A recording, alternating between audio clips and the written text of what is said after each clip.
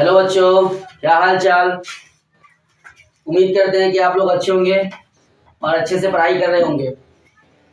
तो फिर आज हम लेकर आ गए हैं आप लोगों के लिए क्लास 10th निर्देशांक ज्यामिति कोऑर्डिनेट ज्योमेट्री का 7.1 में हमने आपको बहुत सारा क्वेश्चन बता दिया है। उसके कुछ क्वेश्चन हैं जो एक दो क्वेश्चन बचे हुए थे 7.1 में जो बहुत इंपॉर्टेंट थे, तो उसको देख लीजिए। आज एक क्वेश्चन है, क्वेश्चन नंबर 8, जो कई बार बिहार बोर्ड में पूछा गया है एग्जाम में। कह रहा है कि y का वह मान ज्ञात कीजिए जिसके लिए बिंदु 2, -3 और q 10, y के बीच की दूरी 10 मात्रक है। तो हमने आपको अभी क्वेश्चन बताया था 7.1 का क्वेश्चन नंबर 8 है। ठीक है, 7.1 का क्वेश्चन नंबर 8 है। क्वेश्चन नंबर 8 में कह रहा है कि दो बिंदु के बीच की दूरी 10 मात्रक है। मतलब एक P और Q दोनों के बीच की दूरी 10 मात्रक है और P का जो निर्देशांक है वो है 2, -3 और Q का निर्देशांक है 10, y। तो हम लोग को बोला है कि इस y का जो है वैल्यू बताइए। ठीक है, तो हम लोग चलते हैं कैसे निकलेगा y का वैल्यू। अब हम लोगों को पता है कि P और Q के बीच जो दूरी निकालते हैं तो वो दूरी सूत्र का फॉर्मूला लगा के निकालेंगे और ऑलरेडी वो दिया हुआ है P और Q के बीच का दूरी। तो हम लोग चलते हैं सॉल्यूशन की तरफ। कैसे करेंगे इसका सॉल्यूशन, देखिए दिया क्या है P और Q बराबर जो हम लिखते हैं फॉर्मूला, तो PQ बराबर क्या लिखते हैं, रूट अंदर x2 - x1 का स्क्वायर प्लस y2 - y1 का स्क्वायर। x2 है आपका क्या, ध्यान से देखिए, x2 कौन है, ये तो हो जाएगा 10 माइनस x1 का स्क्वायर, x1 क्या है 2 का स्क्वायर प्लस y2 - y3 का स्क्वायर। y2 क्या है आपका y2 है y, -3 है तो माइनस क्या हो जाएगा +3। देखिए इस चीज को अच्छे से समझना है।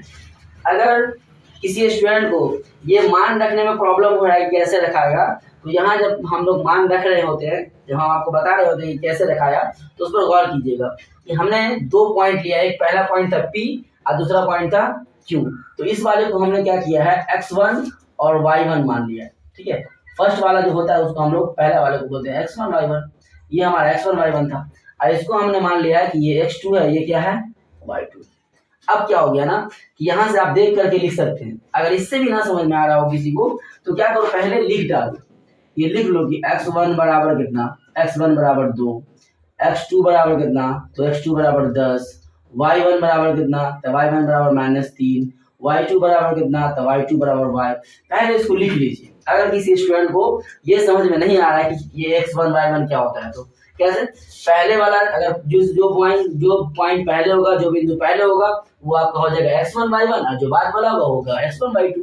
दो ही तो है ही, इसीलिए पहला वाला 1 और दूसरा वाला 2। अब यहाँ से जो मान रखने की बात है, ये फॉर्मूला होता है कि x2 - x1 का स्क्वायर प्लस y2 - y का स्क्वायर। ऐसा नहीं कि यही फॉर्मूला है, इसको अगेंस्ट भी उल्टा भी कर सकते हैं, मतलब x1 - x2 का स्क्वायर और y1 - y2 का भी स्क्वायर कर सकते हैं, गलत नहीं होगा। लेकिन जनरली जो एनसीईआरटी में फॉर्मूला यूज किया गया, ये फॉर्मूला यूज किया गया। ठीक है, अब यहाँ देखिए, अभी जो बैठाया गया है x2 का वैल्यू क्या बैठाया गया है, x2 कहाँ है, देखिए यहाँ है 10, तो x2 की जगह पे 10 रख दिया गया और x1 कहाँ है, यहाँ पे 2, तो x1 की जगह पे 2 रख दिया। फॉर्मूला में यहाँ पे माइनस है तो माइनस ही रहेगा। अब अगला बार में ये देखिए y2 क्या है, तो y2 है या y, तो y रख दिया गया है और y1 क्या है, y1 है -3 और फॉर्मूला में पहले से माइनस है, तो चूंकि माइनस और माइनस को जब हम लोग मल्टीप्लाई करते हैं तो प्लस हो जाता है, इसीलिए हम लोग क्या करते हैं इसको यहाँ पे +3 लिखे, नहीं तो ये भी -3 लिखा था अगर वहाँ पे +3 रहता तो। अब देखिए इसको आगे सॉल्व करते हैं और PQ का वैल्यू कितना दिया है, PQ का वैल्यू ऑलरेडी दिया हुआ है 10 मात्र। ठीक है, फिर थोड़ा सा हम लोग इसको आगे बढ़ा देते हैं, इसको ऐसे ही लिख देते हैं 10, इसको आगे चलेंगे तो 10 में से 2 घट जाएगा तो हो जाएगा 8, इसका हो जाएगा 8 का स्क्वायर और प्लस ये क्या हो जाएगा आपका y2 माइनस हो जाएगा y2 और प्लस में 3 का स्क्वायर। किसी को कोई दिक्कत। अब क्या कीजिए, फिर थोड़ा सा आगे बढ़ लीजिए, चलिए बढ़ते जाइए, ये हो जाएगा 10, ये आपका क्या हो जाएगा 8 का स्क्वायर कितना हो जाएगा 64 और प्लस ये हो जाएगा y प्लस 3 का होल स्क्वायर। अब क्या कर दीजिए, दोनों तरफ क्या कर दीजिए स्क्वायर कर दीजिए, यहाँ पे लिख दीजिए कि दोनों तरफ वर्क करने पर, दोनों तरफ जब दोनों तरफ वर्क करेंगे तो क्या आएगा, देखिए यहाँ पे लिख दीजिए कि दोनों तरफ वर्ग करने पर, ठीक है, जब 10 का वर्ग करेंगे मतलब 10 को 10 से मल्टीप्लाई करेंगे, उसका स्क्वायर करेंगे तो कितना हो जाएगा, 100। और इस तरफ जब वर्ग करेंगे तो ये रूट है वो क्या हो जाएगा, खत्म हो जाएगा। तो बस ये क्या आ जाएगा, सिर्फ 64 और प्लस हो जाएगा y प्लस 3 का होल स्क्वायर। अब क्या होगा भाई, 100 इस तरफ है, ये 64 इस तरफ जाएगा, इक्वल टू क्या जाएगा -64 और बराबर हो जाएगा y प्लस 3 का होल स्क्वायर। अब यहाँ से सॉल्व करने का तरीका सबका अलग अलग होता है, कोई क्या करेगा इसको तोड़ के करेगा, और हम लोग जो है इसको नहीं तोड़ते हैं। ये कैसे करेंगे, 64 ये हो जाएगा आपका 36, ये बराबर हो जाएगा y प्लस 3 का होल स्क्वायर। अब देखिए इस तरफ स्क्वायर है तो ये स्क्वायर अगर इधर उस तरफ जाएगा तो रूट चढ़ जाता है, मतलब ये क्या हो जाएगा आपका y प्लस 3 जो हो जाएगा, जब स्क्वायर उस तरफ जाएगा तो ये रूट बदल जाएगा, तो क्या हो जाएगा, ये रूट हो जाएगा आपका 36। अब ये आपका बचेगा क्या चीज, y plus 36, y plus 36, y plus 3 equal to बच जाएगा 36 का कितना निकलता है, इसका निकलता है +-6, एक बार +6 एक बार -6। जब भी रूट से किसी नंबर को निकालते हैं तो हम लोग उसको प्लस माइनस के साथ इसलिए लिखते हैं कि हो सकता है कि वो प्लस का भी स्क्वायर हो सकता है या तो माइनस का भी स्क्वायर हो सकता है। समझने के लिए आप इतना जान लीजिए कि 6 का स्क्वायर भी 36 होता है और -6 का स्क्वायर भी क्या होता है, 36 होता है। इसलिए जब कोई नंबर रूट से बाहर निकलेगा तो वो क्या हो जाएगा, एक बार प्लस में 36 एक बार माइनस में 36 लिखाएगा। अब इसको आगे सॉल्व कीजिए, अभी हो जाएगा आपका y प्लस 3। अब देखिए अलग अलग साइन होगा, जब प्लस भी लेंगे मतलब y ये 6 इसको प्लस लेंगे तो आपका हो जाएगा y प्लस 3 बराबर 6, मतलब y बराबर हो जाएगा आपका 6 माइनस 3 और y का वैल्यू कितना निकल जाएगा 3। और फिर जब y माइनस भी के साथ लेंगे, माइनस निगेटिव साइन के साथ लेंगे तो ये क्या हो जाएगा y प्लस 3 और बराबर हो जाएगा ये -6, तो y बराबर क्या हो जाएगा आपका -6 और -3, मतलब y आपका क्या आएगा -9। देखिए एक बार आया आपका y कितना आ गया 3 आया, दूसरा बार y कितना आया है 9 आया है। मतलब ये हुआ कि ये जो y का जो यहाँ पे वैल्यू है वो 2 हो सकता है, एक तो 3 भी हो सकता है, दूसरा क्या हो सकता है -9 भी हो सकता है। अगर हम y का वैल्यू यहाँ पे -9 या 3 रखेंगे तब भी क्या हो जाएगा, वो जो उसका वैल्यू ये आंसर है वो 10 ही आएगा। इसलिए यहाँ पे हम लोग लिख सकते हैं कि y इक्वल टू क्या हो जाएगा, y इक्वल टू 3 और क्या हो जाएगा -9, मतलब दोनों हो सकता है y की जगह पे। ठीक है, अच्छे से इस क्वेश्चन को समझ लीजिए। इसको हम यहाँ पे इस क्वेश्चन को आप VVI भी लिख सकते हैं, क्योंकि ये कई बार जो है ये बोर्ड में पूछा गया है, ये कई बार बोर्ड में पूछा जा चुका क्वेश्चन है और बच्चे कंफ्यूज हो जाते हैं। इस क्वेश्चन में कुछ ज्यादा नहीं करता है, बस क्या करता है डिजिट चेंज कर देता है। 10 की जगह पे आपका 20 दे देगा, 20 की जगह पे 25 दे देगा, कुछ भी दे देगा, कोई नंबर दे देगा। और यहाँ जो y है y की जगह पे x को भी एक्सचेंज कर सकता है। इस क्वेश्चन को हम भी मतलब तरह तरह से चेंज करके डाल सकते हैं, लेकिन पैटर्न यही रहता है। जब भी पूछा जाएगा क्वेश्चन तो आपका जो पैटर्न रहेगा बनाने का ये यही रहता है। ठीक है, तो आप लोग इसको अच्छे से क्या कर लीजिए, पॉज करके और नोट डाउन कर लीजिए या स्क्रीनशॉट कर लीजिए। अब फिर हम लोग देखेंगे क्वेश्चन नंबर इसी का 7.1 का क्वेश्चन नंबर 9। अभी जस्ट हम लोगों ने क्वेश्चन नंबर 8 किया है, सेम क्वेश्चन नंबर 8 की तरह ही क्वेश्चन नंबर 9 भी है। अभी तक हम लोगों ने 7.1 में जो इस्तेमाल किया है उसको हम लोग बोलते हैं दूरी सूत्र, जो फार्मूला है, और दूरी सूत्र पे 7.1 पूरा खत्म हो जाता है। दूरी सूत्र में क्या है आपका कि शुरू के कुछ क्वेश्चन आपको डिस्टेंस निकालने के लिए बोलेंगे, लेकिन वो सब क्वेश्चन बहुत कम ही एग्जाम में पूछा जाता है। कभी कभार रेयर केस में ये पूछ देता है कि हाँ भाई दूरी निकालिए, नहीं तो ज्यादातर जो होता है वो ये जो क्वेश्चन आपका 7 से क्वेश्चन नंबर 7 से लेकर क्वेश्चन नंबर 10 तक 7, 8, 9, 10 4 क्वेश्चन जो है ये कई बार पूछे जाते हैं, बार बार। ये इसको हम लोग VVI या MVVI में रखते हैं, मतलब VVI मतलब वेरी वेरी इंपॉर्टेंट में या फिर मस्ट वेरी वेरी इंपॉर्टेंट में रख देते हैं। तो ये क्वेश्चन नंबर 9 भी है, उसी तरह का एक क्वेश्चन है। ये क्वेश्चन भी कई बार पूछा गया है, इसमें थोड़ा सा बच्चा कंफ्यूज हो जाता है और गलत हो जाता है क्वेश्चन इस चक्कर में कि इसमें दो चीज निकालने के लिए कहा है। तो चलिए हम लोग देखते हैं क्वेश्चन क्या कह रहा है। क्वेश्चन क्या है कि यदि Q 0,1 बिंदुओं P 5, -3 और R S, 6 से समदूरस्थ है। कहने का मतलब है कि बिंदु Q जो है वो दो बिंदुओं से समदूरस्थ है। किसे किसे समदूरस्थ है? सबसे पहले हम लोग बिंदु Q बनाते हैं। बिंदु Q क्या है? बिंदु Q जो है वो आपका 0,1 क्या है, आपका 0,1 है। और ये जो है ना दो बिंदु से समदूरस्थ है, दो बिंदु से समदूरस्थ, जो हम समदूरस्थ है। एक कौन बिंदु है? एक बिंदु का नाम है बिंदु P और दूसरे का नाम है R, ठीक है। P से समदूरस्थ है, जिसका निर्देशांक दोनों का P का और R का क्या है? P का निर्देशांक है 5, -3 और R का निर्देशांक है x, 6, ठीक है। P का निर्देशांक क्या है? P का निर्देशांक है 5, -3 और R का निर्देशांक है x, 6। मतलब ये जो Q है आपका, ये दो बिंदु P और R से क्या है? समदूरस्थ है, ठीक है। तो x का मान ज्ञात करना है हमको और QR भी ज्ञात करना है और PR भी ज्ञात करना है। सबसे पहले क्या करना है हम लोग? x का मान ज्ञात करना है। x का क्या मान ज्ञात करना है? मतलब ये जो x आपका दिया है इसको ज्ञात करना है और PR ज्ञात करना है और QR, ठीक है। PR भी ज्ञात करना है और क्या ज्ञात करना है? QR ज्ञात करना है। तो सबसे पहले हम लोग इससे x का वैल्यू निकाल लेते हैं। जैसे ही x का वैल्यू निकल जाएगा ना, उसका कोई सा भी डिस्टेंस पूछे वो हम लोग आसानी से निकाल सकते हैं। तो सबसे पहले क्या करना है हमको? x का वैल्यू निकालना होगा। x के वैल्यू को निकालने के लिए हम लोग क्या करना है? सिंपल सा बात है, वही जो समदूरस्थ वाला फॉर्मूला सब में लगाते आ रहे हैं, इसमें भी समदूरस्थ वाला फॉर्मूला आएगा। तो सब मतलब सभी समदूरस्थ बिंदु होगा। कैसे बिंदु समदूरस्थ होगा भाई?